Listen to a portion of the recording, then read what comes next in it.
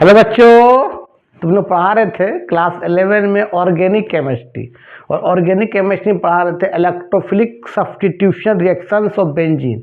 तो पिछले वीडियो में हम बात किए थे फ्रीडल क्राफ्ट अल्काइलेशंस और एसिलेशंस रिएक्शंस के बारे में।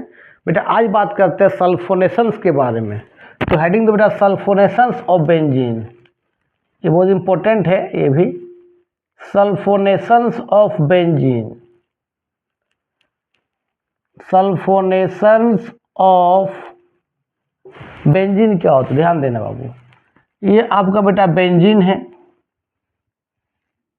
जब बेंजीन को रिएक्शन करेंगे कंसंट्रेटेड H2SO4 के साथ, कॉन्क कंसंट्रेटेड क्या लेंगे हम लोग, H2SO4 लेंगे। और ये बाबू एक्सेस अमाउंट लेंगे, एक्सेस मतलब 1 मोल से ज़्यादा, ठीक है। तो यहाँ पर जो क्या होता है, बेंजीन के ऊपर में जो होता है SO3H जुड़ता है। अब कैसे जुड़ता है, तो अब इसका मैकेनिज्म बताएंगे, ठीक है। इसको बोलते हैं बेंजीन सल्फोनिक एसिड बोलते हैं। बेंजीन क्या बोलते हैं हम लोग, सल्फोनिक एसिड बोलते हैं, ठीक है। तो जमा सकता है कि बेंजीन से बेंजीन सल्फोनिक एसिड कैसे बनाएंगे। तो बेंजीन को क्या करो, कॉन्क H2SO4 से रिएक्शन कर दो, तो बेंजीन से क्या बन जाएगा, बेंजीन सल्फोनिक एसिड। अब कैसे रिएक्शन होता है उसका मैकेनिज्म बताएंगे, ठीक है। इसको लिखो पहले। चलो अब इसका बताते हैं मैकेनिज्म, ठीक है। रिएक्शन हुआ कैसे, देखो अब लिखो मैकेनिज्म।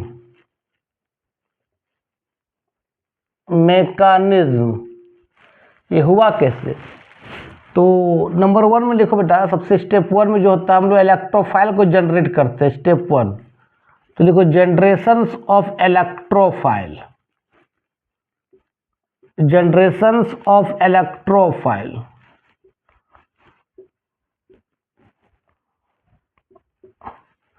इलेक्ट्रोफाइल का जनरेशन करेंगे। अब कैसे करेंगे देखो, मान लेते बाबू, अभी सबसे पहले ये H2SO4 लेते हैं 1 मोल अभी यहाँ से। और ये क्या करता है H2SO4, वाटर मतलब H2SO4 क्या करता है यहाँ पर, H+ आयन लूज करता है। मान ले क्या होगा, ये H+ आयन दे दिया और किस में कन्वर्ट हो गया, HSO4- में। वो भी एसिड जब H+ आयन लूज करता है वो हाईली क्या होता है, अनस्टेबल होता है। तो ये बाबू H+ जो मेरा क्या हाईली अनस्टेबल है। और हमने H2SO4 क्या लिया, एक्सेस लिया।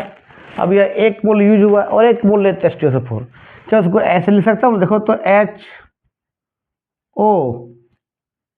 HOSO3 और यहाँ H देखो तो HHS2 हो गया, SO3O हो गया कि नहीं।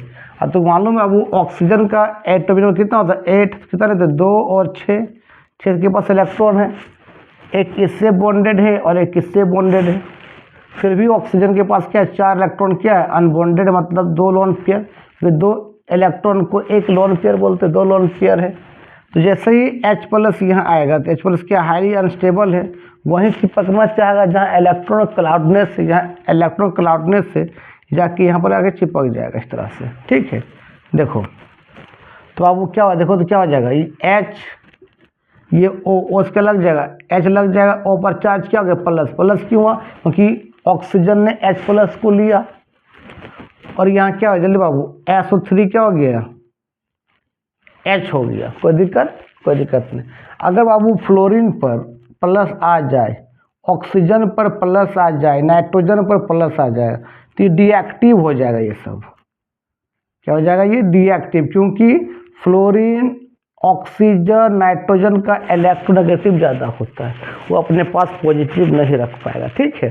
तो क्या हुआ सुनो, ये ऑक्सीजन क्या करेगा, सल्फर से इलेक्ट्रॉन लेना चाहेगा, क्योंकि वो डीएक्टिव हो चुका है। वो ऑक्सीजन पर के माथा पर क्या गया, प्लस चार्ज आ गया, तो डीएक्टिव हो गया।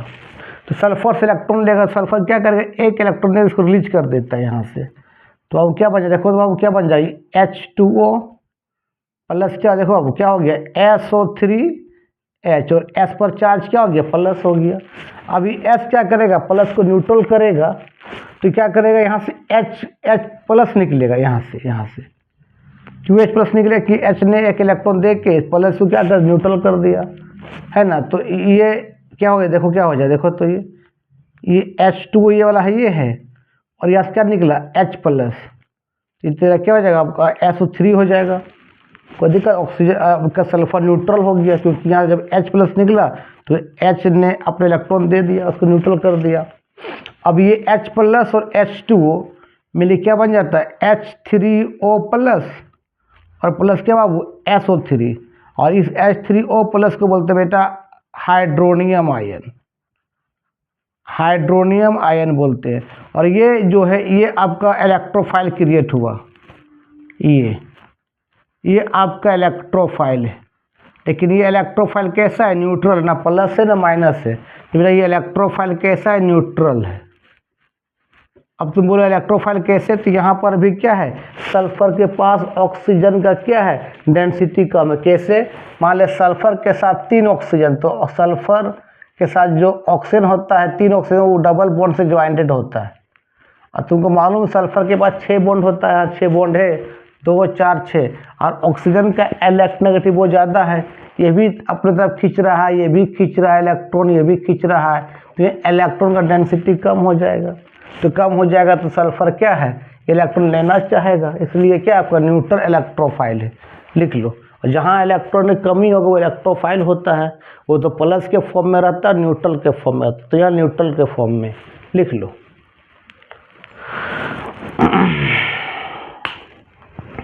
चलो लिख लिया बाबू, अब आगे बढ़ते हैं। अब स्टेप 2 में देखो क्या होगा बाबू, स्टेप 2 लिखो। देखो बेटा स्टेप 2 में क्या होगा कि ये आपका बेंजीन है बाबू,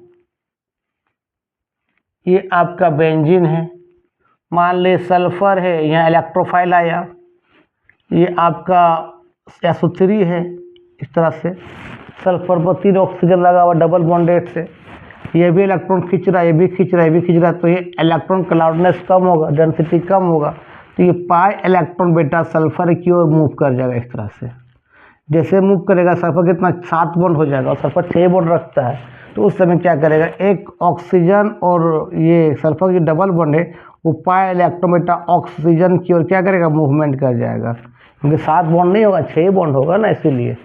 आप तुमको मालूम पाई इलेक्ट्रॉन मूव किधर करता है, less electronegative to more electronegative, तो ऑक्सीजन का इलेक्ट्रोनेगेटिव सल्फर से ज़्यादा है, इसलिए ऑक्सीजन की ओर मूव करेगा वो।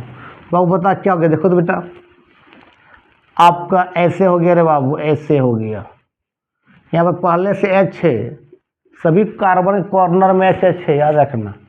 और ये क्या लग गया, देखो बाबू SO3, O पर क्या, O3 पर माइनस, माइनस क्यों हुआ कि ऑक्सीजन इधर, इलेक्ट्रॉन इधर बेंड कर गया ऑक्सीजन की ओर।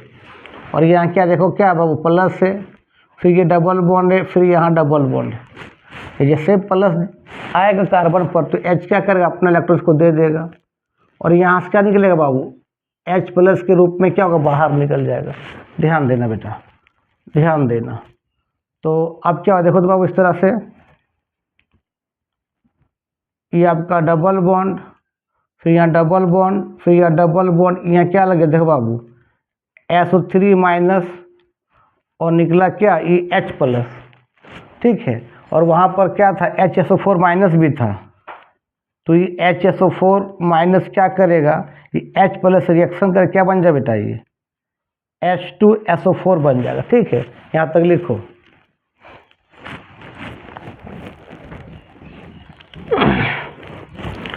चलो अब बात करते हैं स्टेप 3 का। देखो स्टेप 3 में क्या लिखोगे, देखो बाबू स्टेप 3 में क्या होगा, देखो बेटा स्टेप 3 में आपका ये था बेटा, क्या था, ये SO3 माइनस है, तो अभी क्या करेगा, water reaction, hydronium ion reaction करेगा। हाइड्रोनियम आयन क्या बताओ, H3O प्लस, ठीक है। तो यहाँ बाबू क्या करे, H प्लस रिलीज होगा यहाँ से, और ये H प्लस क्या करेगा, ये SO3 माइनस क्या ले लेगा, तो क्या हो जाए, देखो तो आपका ये इस तरह से हो जाएगा, यहाँ पर क्या हो जाएगा, SO3 क्या हो जाएगा, H हो जाएगा, अब नेगेटिव न्यूट्रल हो जाएगा, क्योंकि ये H प्लस, तो ये प्लस माइनस न्यूट्रल हो जाएगा और यहाँ पर O3 पर क्या होगा, H जुड़ जाएगा, वो क्या हो जाएगा, बेंजीन पर H3H होगा और प्लस क्या निकल जाएगा बता यहाँ से, वाटर। इसी को बोलते हैं बेंजीन, क्या बोलते हैं रे बाबू, सल्फोनिक एसिड्स बोलते हैं। ठीक है, तो बाबू आज का वीडियो यहीं समाप्त करते हैं। वीडियो अच्छा लगा तो देखो और दोस्तों फॉरवर्ड करो। ठीक, तब तक के लिए बाय बाय।